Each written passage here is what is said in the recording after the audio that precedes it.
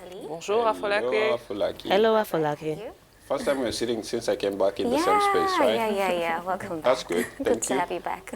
Well, it's a good week. Yeah, indeed. What do you have for us today? Yeah, this week I'll be talking about Zimbabwe and Rwanda that featured in the 2017 Condé Nast ranking for the best places to travel in 2017. Of course, they are the only African countries that have been able to make it, by the way, for this ranking. Zimbabwe is not all about protest and political upheavals like we see in the news, but true that politically and economic-wise, Zimbabwe has gone through a lot for this past 15 years with the recent decision of the 92-year-old Robert Mugabe to stand in for the presidential election in 2018 hasn't helped matters at all. However, I'd like to let you know that, remind us that Zimbabwe has some of the biggest, most interesting tourist sites in southern part of Africa. One of the wonders of Zimbabwe is that the opportunity it offers to come up close and personal with wildlife. Now, Zimbabwe is much more than politics and political rhetorics. Now, a new 150 million worth airport in Victoria Falls, capable of welcoming about 1.5 million people a year aboard massive passenger jet, is one of the several reasons it has made it to this 2017 ranking. Now, the country is building up its tourism infrastructure despite years of economic downturn and authoritarian governance. Now, sources show that up to 3,000 to 5,000 visitors are arriving on foot each day on Zimbabwean side of the falls, which straddle the border with Zambia. Of course, it's a clear sign that it's back on track on the tourism map. Now, this number of arrivals should increase now that the airport has been completed.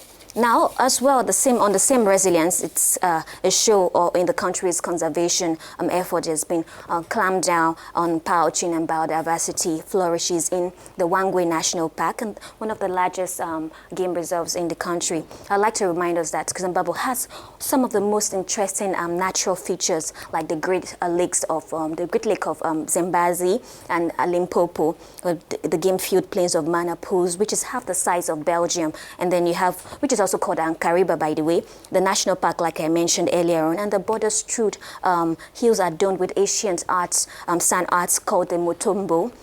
Now, Zimbabweans are also known to be really positive and welcoming people. Now, we've also heard of this adventure launching in the spring that would be able to take you through from Zimbabwe to the through Wangwe into South Africa's Limpopo province, making it possible to see the country all in one single stretch, indeed. Oh, yeah, indeed. So I'm looking forward to that.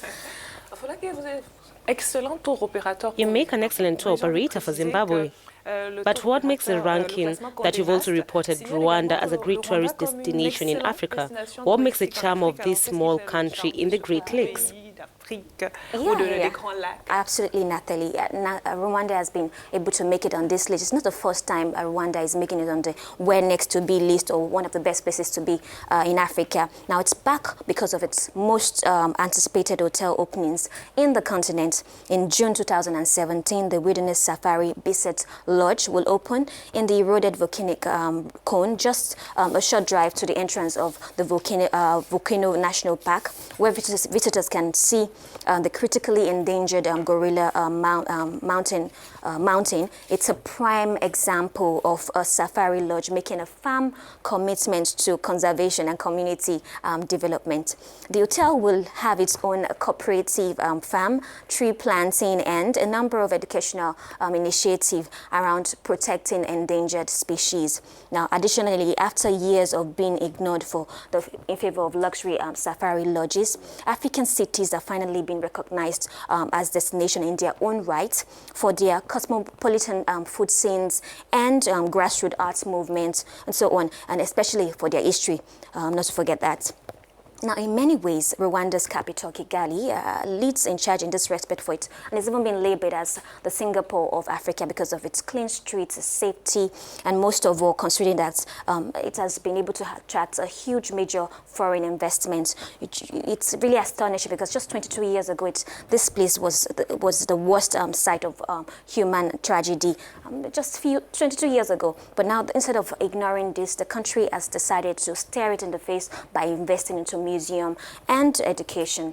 Well, that's good, but on the flip side, Afolaki, These places have been really made expensive for even Africans themselves. And if you visit them, the most people you find there are people from foreign land. Yeah, that's and true. I would really love to say this as slow as possible. When you go back to your country and you're taking holiday, there's a line for Nigerians, there's a line for non-citizens. Yeah, that's true. So make it easy for Africans themselves to also visit these places so that they can enjoy it. Robert, qu'on parle de plus en plus du tourisme local pour les It's very important to improve on local tourists puissent faire du tourisme, aussi découvrir de très beaux endroits. so that people can also discover.